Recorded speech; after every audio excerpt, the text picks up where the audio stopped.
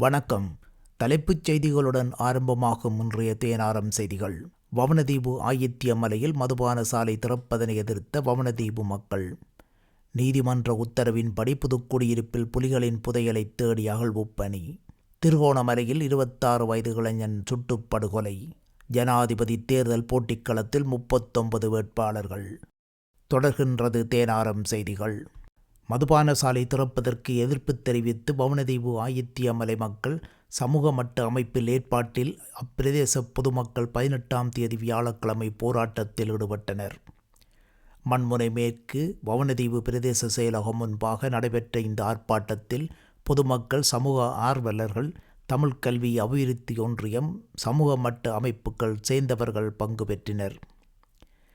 அப்போராட்டத்தின் மூல கருத்தாக இவ்வாறான மதுபான சாலைகளினால் சமூக சீர்கேடுகள் அதிகரிக்கும் என்பதுதான்.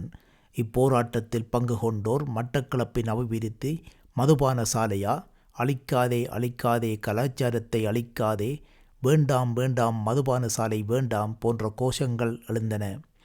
இந்த ஆர்ப்பாட்டத்தின் நிறைவில் அரசாங்க அதிபர், மதுவரி திணைக்கள அதிகாரி ஆகியோருக்கான மனு ஒன்று மண்முனை மேற்கு பிரதேச செயலாளரிடம் கையளிக்கப்பட்டது. தொடர்கின்றது தேனாரம் செய்திகள். எமது சேனலை இன்னமும் சப்ஸ்கிரைப் செய்யாதவர்கள் சப்ஸ்கிரைப் செய்ய மறக்காதீங்கள். யுத்த காலத்தில் விடுதலை புலிகள் ஆயுதங்கள் மற்றும் தங்கம் மறைத்து வைத்திருந்ததாக சந்தேகிக்கப்படும் முல்லைத்தீவு புதுக்குடியிருப்பு மந்துவில் பகுதியில் உள்ள தனியார் காணியில் 16ஆம் தேதி வெள்ளிக்கிழமை முல்லைத்தீவு மாவட்ட நீதிமன்ற நீதிபதி தர்மலிங்கம் பிரதீபன் மேற்பார்வையில் அகழ்வுப் பணிகள் இடம்பெற்றன.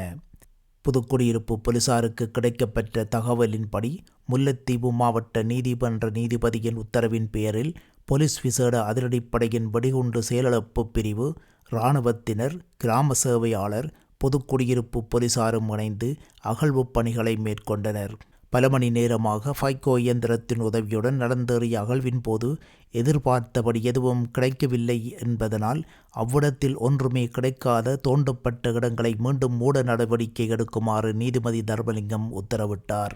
தொடர்கின்றது தேனாரம் செய்திகள். எமது சேனலை இன்னமும் சப்ஸ்கிரைப் செய்யாதவர்கள் சப்ஸ்கிரைப் செய்ய மறக்காதீங்கள். திருகோணமலையில் வயல் காவலில் ஈடுபட்ட காவந்திச ஸ்ரீபுர பகுதியைச் சேர்ந்த 26 வயது இளைஞன் படுகொலை செய்யப்பட்ட துயர் சம்பவம் மக்களுக்கு பெரும் அதிர்ச்சியினை ஏற்படுத்தியுள்ளது. திருகோணமலை ஸ்ரீபுர போலீஸ் பிரிவுக்குட்பட்ட கம்மம்பில கிராமத்தில் பிள்ளையார் கோவில் சந்தியில் நேற்று 16ஆம் தேதி வெள்ளிக்கிழமை அதிகாலை இக்கொலை சம்பவம் இடம்பெற்றது. உயிரிழந்தவர் வயல் காவலில் ஈடுபட்டிருந்த நிலையில் மோட்டார் சைக்கிளில் வந்த இனந்தெரியாத இருவர் அவர் மீது 3 முறை T56 ரக துப்பாக்கியினால் சுட்ட நிலையில் சம்பவ இடத்திலேயே அவர் உயிரிழந்ததாக ஸ்ரீபுர போலீசார் கூறினர். இச்சம்பவம் தொடர்பான மேலதிக விசாரணைகளை ஸ்ரீபுர போலீசார் மேற்கொண்டு வருகின்றனர். இச்சூட்டு சம்பவத்துடன் துபாயில் இருக்கும் போதைப்பொருள் கும்பலுக்கு தொடர்பு இருக்கலாம் என போலீசார் சந்தேகம் வெளியிட்டுள்ளனர். தொடர்கின்றது தேனாரம் செய்திகள். எமது சேனலை இன்னமும் சப்ஸ்கிரைப் செய்யாதவர்கள் சப்ஸ்கிரைப் செய்ய மறக்காதீங்கள். எதிர்வரும் செப்டம்பர் மாதம் 21ஆம் தேதி நடைபெறவுள்ள ஜனாதிபதி தேர்தலில் போட்டியிட கட்டுப்பணம் செலுத்திய 40 பேரில் 39 பேர் வேட்புமனுக்கள் தாக்கல் செய்துள்ளனர். இதனால் வரும் ஜனாதிபதி தேர்தலில் 39 பேர் போட்டியிட தகுதி பெற்றுள்ளனர் என்று தேர்தல் ஆணைக்குழுவின் தலைவர் தெரிவித்துள்ளார். சுயேட்சையாக போட்டியிட கட்டுப்பணம் செலுத்திய சரத்குமார குணரத் என்பவரே வேட்புமனு பத்திரத்தை சமர்ப்பிக்கவில்லை. அங்கீகரிக்கப்பட்ட 39 வேட்பாளர்களில் 22 பேர் அரசியல் கட்சிகளின் வேட்பாளர்களாகவும், ஒருவர் ஏனைய அங்கீகரிக்கப்படாத கட்சியைச் சேர்ந்தவராகவும், 16 பேர் சுயேட்சை வேட்பாளர்களாகவும் தகுதி பெற்றுள்ளனர் என்று தெரிவிக்கப்பட்டது.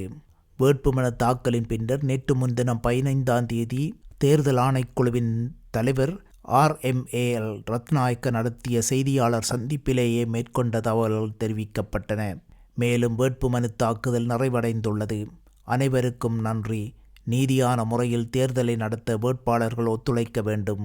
தாக்கல் செய்யப்பட்ட 39 வேட்புமனுக்களில் 3 வேட்புமனுக்கள் மீது முன்வைக்கப்பட்ட ஆட்சேபனைகள் அனைத்தும் நிராகரிக்கப்பட்டன.